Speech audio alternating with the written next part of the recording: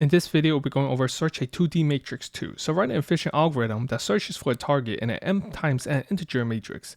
The matrix has the following properties. So integers in each row are sorted in ascending orders from left to right, and the integers in each column are sorted in ascending order from top to bottom. In our first example, we're given this matrix. We can see that all of the rows are sorted in ascending order, and all of the columns are also sorted in ascending order. And then we're trying to look for the target 5. Since target 5, or the number 5, exists inside the matrix, we return true. Let's go over the dot process. So let's first go over a straightforward approach. Since each of the rows are sorted in ascending order, we can iterate through the rows and then perform a binary search to find the target value. Now this approach will cost us of r log c time complexity, because we iterate through all of the rows and then we perform binary search on the columns, so we get log of c. Now a better approach is to start from the top left corner or top right corner of the input matrix. Now why? If we are currently at the cell RC, if the current value x is less than target, if the current value is less than target, we do not want to search leftward because all of the elements on the left are smaller than the current element.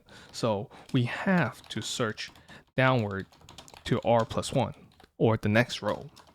Now, if the current value x is greater than target, we should only search leftward because all of the elements below the current elements is going to be greater than the value x.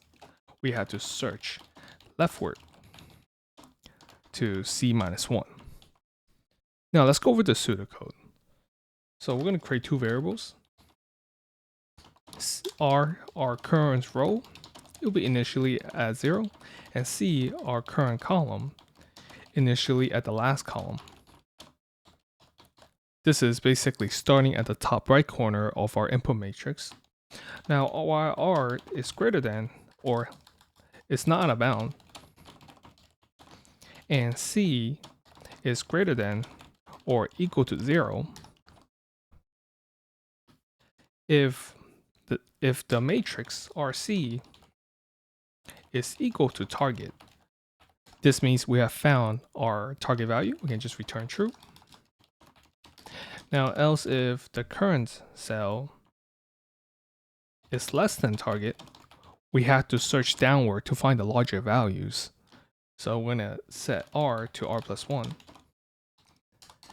Else the current value is greater than target. This means we have to search to a lower value, which means searching to the left. So I'm going to set C to c-1. Then we're going to return false if we have failed to find the target. Now let's go over the time and space complexity. For the time complexity, we get of R plus C, where R and C are the number of rows and columns. This is because we only search leftward and downward. So search leftward plus downward. And our space complexity, we get of 1. Now let's go over the code. So I'm going to create two variables, RC, to indicate our current row and column, initially at the top right corner of the input matrix. Then while the current row is not out of bound, or the current cell is not out of bound,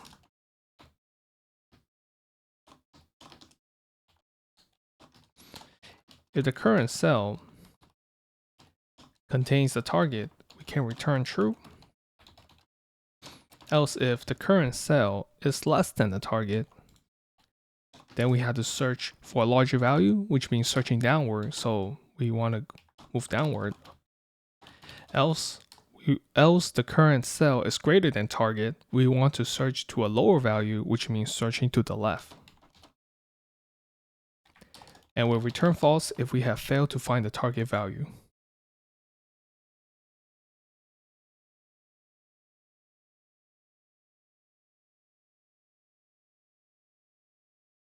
Let me know if any questions in the comment section below.